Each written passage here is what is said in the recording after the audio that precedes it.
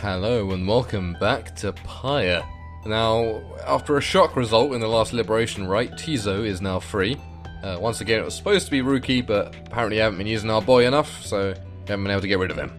Oh well, we'll just have to use him all, up and coming rights. But I assume we're now gonna gather around and talk about Tizo. We return to the wagon after having prevailed against the Fate in the Liberation Rite.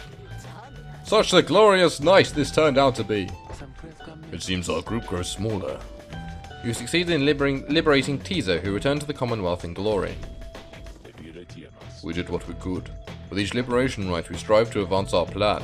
A brighter future awaits the end of our path. For now, we must persevere.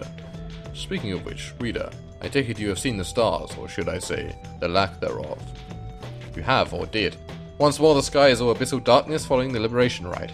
No stars illuminate themselves to guide you further on your path. Then let us go once more to Moonlight Alcove. I have an errand I must run. Besides, once we arrive, best we recover now and make our way southward at first light. Right, let's get to chatting. Oh, it's Turi. After the liberation of Tizo, you find the low minstrel back in the wagon, looking as though no such thing had just occurred that night. You think you see him tilt his head as you approach. Some words of congratulation are in order for this evening, I should think, reader. And so, congratulations on prevailing in the liberation rite. Surely Tizo shall be most grateful, and his safe return unto your commonwealth ought to benefit the plan in which you all now play a part. As for your adversaries of the Fate, this must have been a bitter loss for them and Dalbert, although they mustn't have known their chance was far from certain. Thus shall we all await the next turn of the cycle of the rites. Celeste and I are to return to our respective duties for the time, as now Scribe's Gates is sealed. I will wait when we all shall meet. By next you may yet live up to the glory of the Nightwings in the eyes of the 8 scribes, which yet shine down for us. He trails off, then nods to you in his cordial manner and bids you a good rest of the evening. So later, I guess. Let's have a look.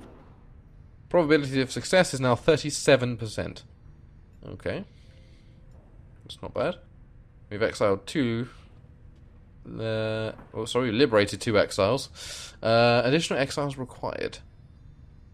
Okay, so someone else needs to join the Nightwings, is that right? Or is that how many people we still have to exile, to liberate even? You're having that the wrong way around, we're not actually exiling people. Oh, 12-0.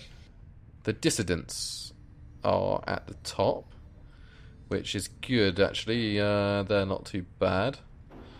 I kind of want to get the Pyre hearts up though. Maybe I'll fight the Chastity next if I can. Lower the Pyre heart, lower them below the Pyre hearts so we can get there, because they were terrible. They were absolutely terrible. So I'd happily fight them. Poor Fate though. Back down to 0. Right, let's see what we got. The Fate. The Fate united under Many-Mane the Alpha Chief. He is brash but follows his traditions.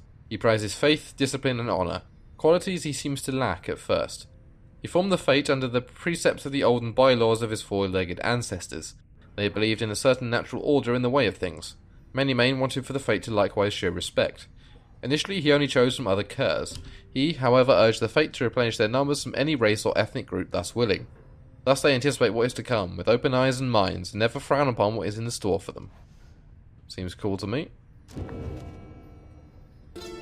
On mercy, in the words of Tresta Tithys.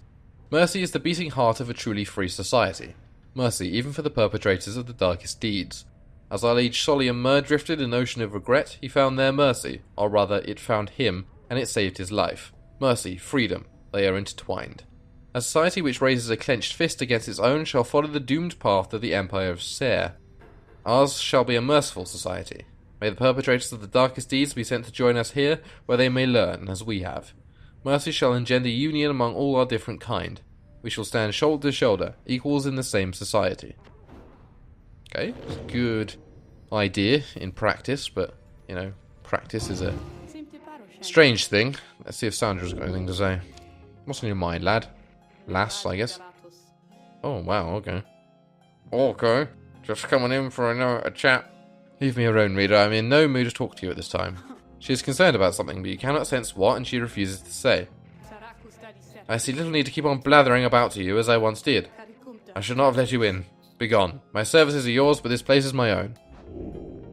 Okay, I'm going to keep chatting to you, though. I'm going to get under your skin. Take care of yourself, then. Just wanted to chat you. That one's for you, Sandra. Hope you appreciate it. It's always been for you, Sandra. Anyway, let's continue on to the Moonlight Alcove, shall we?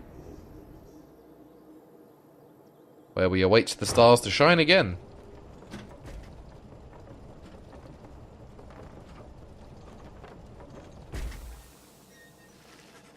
You once again find yourself amid the hidden splendours of Moonlight Alcove. Here you can await the time to the stars' danger. I just like the image of all these, like, bloody, band of misfits just chilling, by the campfire. Can you imagine Sir Gilman just, like, laid out like a snake by the campfire? I like that image. We have returned to a place of respite. Please make yourselves comfortable such as you can. We are at the mercy of the stars, but I expect they shall shine bright again in time. As for me, I shall return by then, for there is something I must do. There, from atop the sacred mountain, you gaze down to the abyss that is the downside. Here we go again, time to spin it round. There upon the sacred mountain, you and your companions once more await the night the stars begin to shine again. A plan of which you are all a part is set in motion. The Commonwealth, a nation that stood almost for 1,000 years, is in turmoil. If your companions return there through the liberation rites, what sort of place shall they be coming back to? Many moons pass. One evening, amid a downpour with no interest whatsoever in relenting, Volfred requests everybody to convene. You understand he has an announcement of some sort. Soon everyone is assembled, and Volfred regards the group. Everyone, there is an aspect of our plan which I have not talked about with you at length. You say we're 37, yeah? Look around at your companions. What do you see in them? He lets the question hang a moment in the air. I'll tell you what I see in all of you, in all of us. I see in all of us a living vision of the 8 scribes themselves, each one among them hailing from the different tribes which later formed our Commonwealth. My observation does not come from pompousness, I think. Rather, I believe the scribes themselves desired, or shall I say desire, such a course. Together they created all this ceremony in which we're now a part. The exiles liberated through their rites went on to found the Commonwealth, based on their values and their teachings. Thus, an instrumental aspect of our plan is to embody the spirit and the culture from which the Commonwealth arose so many centuries ago. That way, when we all united on the other side in solidarity, the people all shall see that we reflect the values they yet cherish in their hearts, not merely our own. Anyway, we are still missing one key. Here we go. Here we go, we're going to get a bog dweller. One key representative on behalf... Oh, please let it be Big Bertha. Oh, please let it be Big Bertha. On behalf of Molten Millith. And I happen to know a certain bog dweller who I think shall fit the part most splendidly indeed. He motions for someone to approach. I'm crossing my fingers. Yes. Yes, it is. It's Big Bertrude. Sorry, not Big Bertha. Big Bertrude. Yes. Head when you can get right in there again. It's my pleasure to introduce you to a dear old friend of mine, who I believe you've met. Welcome to the Nightwings, Bertrude. The bog dweller called Big Bertrude utters something guttural by way of greeting. We are to understand that ye require further aid from us. Yes, dear Bertrude, the time has come. Bertrude here is far and away the most accomplished alchemist whom I've ever met. You will soon find that she will know as much about the rites as well. Bertrude looks at you and your fellow exiles, each in turn. We frighten ye, apparent. Everyone is silent as Bertrude searches their expressions. Then tremble, small ones, and hold well thy tongues, lest we remove them. She takes her leave without another word. Why, I mean, I love her, of course, she's the best. But do you really think she's a good fit? Please excuse Bertrude's blunt manner. I guarantee she shall more than make up for it. Everyone disperses. Seems now that the ranks of the Nightwings are complete. Bertrude joined the group. You sense her powerful presence. Now then, my girl. Perhaps you noticed that the stars are bright once more up there behind those stubborn rains. Meaning it is time we got back to business. Indeed, once more several stars shine bright within the cold and storming sky. I hope you got glasses. I don't want to stare up into the rain. Let's see if we can get the chastity going, shall we?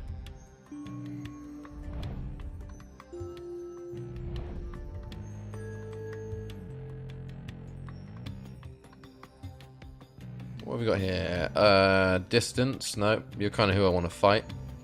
Lendl. Oh dear. Sorry, Lendl, mate. Yay, there it is. Let's knock the chastity down.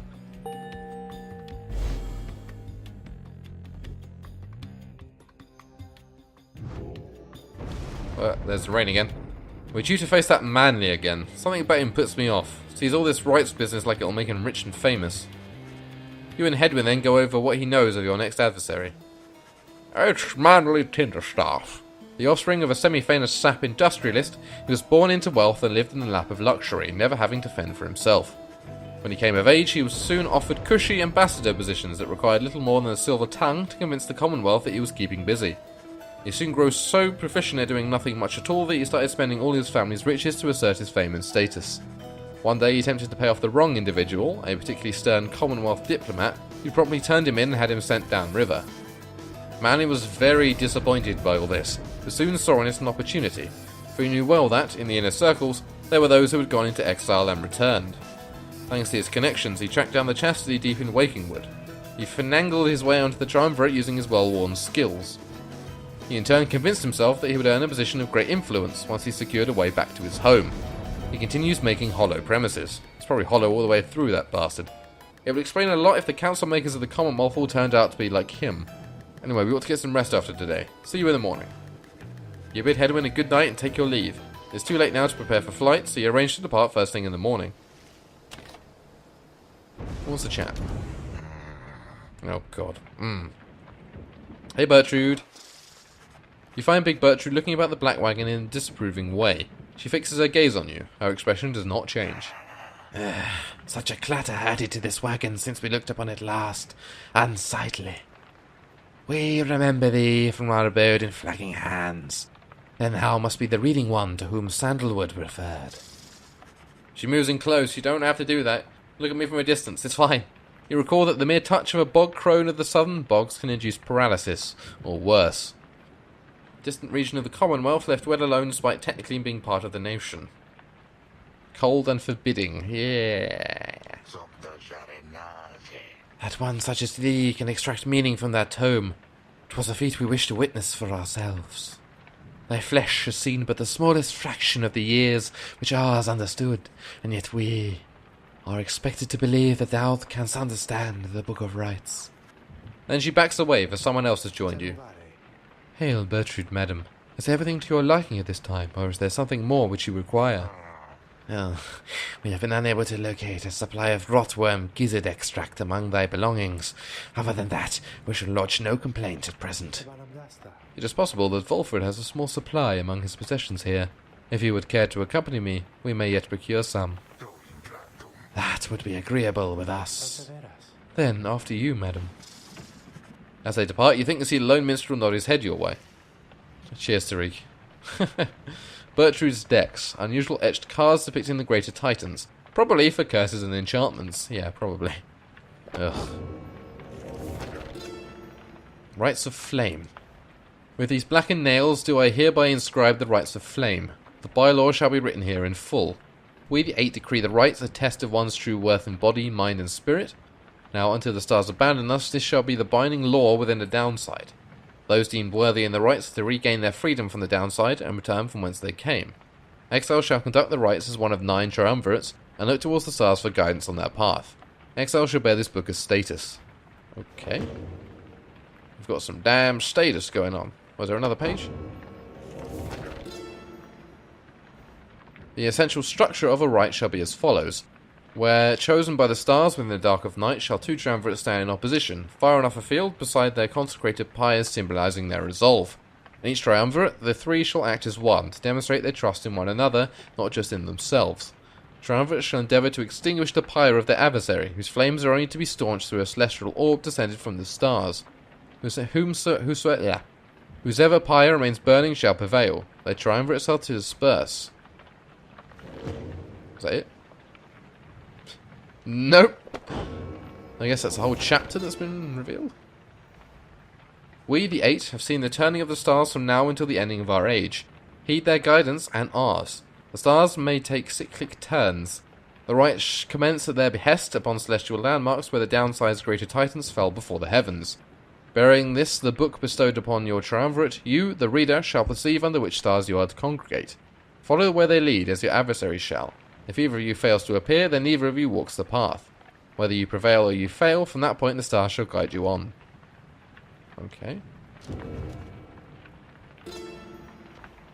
The rite shall not commence unless the necessary preparations are complete at a celestial landmark ere the stars align. Exile shall conduct the rites bearing this book, of which there are but 40 copies, each bound in astral hide. Exile shall wear the sacred remnants, fashioned in our likeness at the summit of Mount Allerdale. Their identities are to be concealed, for thou shalt represent us all. Exiles shall set a metal sigil for their pyre, and consecrate the grounds using the word the 8 scribes gave their freedom so that we may yet have ours. The heavens shall respond when all is set. Okay. During the rite, each triumvirate shall act as one, unerringly and without question. The disobedient shall suffer banishment or permanent expulsion. Exiles shall move as a single mind to demonstrate their faith and recognize that they, as we the 8, cannot prevail alone. Their worth shall be determined both by their actions and their peers. Triumvirates lacking experience in this may designate a reader, whose focus on this book may help the others to coordinate. However, only those who shall conduct the rites first hand shall walk the path towards enlightenment, and become eligible to regain their freedom. In other words, we are stuck here. At the appointed time, at the aligning of the stars, the heavens shall ray down upon the ground sufficiently prepared, and thus the 2 opposing pyres shall be set ablaze. Thus shall commence the rite. Triumvirates are to protect their pyres as they would their lifeblood. Lifeblood itself is never to be shed before, during, or after any rite, lest the disobeyers suffer permanent expulsion. Exile is injury enough. The rite is an act of mercy. Fear not the purifying flame. Plunge into it headlong without fear, for you shall be protected by the stars themselves. Seek freedom in the flame. Exiles bearing the raiments in this book reveal their hidden inner aura in the colour of their flame. The aura is the exile's solitary weapon in the rites. Should one's adversary cross one's aura, the adversary shall be banishment. In fact, shall be banished even. Banishment is fleeting nothingness. Seek the pyre's light and thus make your return. The exile's presence shapes the aura. Exiles gain greater auras while standing side by side with their triumvirates, for we gain strength together. Exiles may cast their aura through sheer force of focus on this book. As the 2 flames are lit, so shall the celestial orb fall from the heavens. But one such orb shall be availed by the stars, requiring triumvirates to vie for it. Its cosmic connection to the flames, the raiments, and this book bestow the necessary qualities for its bearer to prevail. Effortlessly, I can't speak today, sails the orb between the 3 and their triumvirate. It seeks the grasp of whosoever acts among the 3. Once grasped, the orb shall draw within it all the bearer's aura, fueled by the triumvirate's own flame. It is to be cast into the flame. Man, there's a lot of this. In each rite we gain enlightenment, whether we prevail or we fail. Indeed, through failure do we tend to learn the most valued lessons, provided we survive. None among us have prevailed without end. Exiles who walk the path towards enlightenment shall, at times, be struck by an epiphany and achieve mastery in some respect. Choose well amongst these blessings you bestow. Thus, you may yet achieve your potential and surpass your adversaries. Whenever you prevail, your triumvirate earns favour. In time, the triumvirate with the most favour shall be summoned to the liberation rite to earn the chance at freedom. Then the cycle shall begin anew. And that's where we're at now. The liberation rite takes place upon the fall of Solium, under a bloodied moon witnessed by the heralds and the stars. There the most favoured triumvirate shall confront the one which we appoint. These 2 triumvirates shall pass through the scribe's grate, where their worth shall be assessed under the stars. Only the most enlightened exiles within each triumvirate may be anointed for a chance at freedom. 2 of their companions shall support them whilst they strive. The anointed champion of the triumvirate which prevails shall then plunge into the shimmer ball and return in glory. Okay. That was a nice little summing up of the rites. I don't know if everyone found that as interesting as I did. But I liked the kind of explanation in-universe of what's happening in the rites. What's this flagging fungus again? Sorry, keeps it from flagging. Ugh. Oh, cool. Well, we can sell that. Well, that's the thing. But either way, we should end it here and get on with our rite against atrocity next time. So thank you so much for watching. If you like my content, please do check out my other videos. If you do, I shall see you there. Goodbye.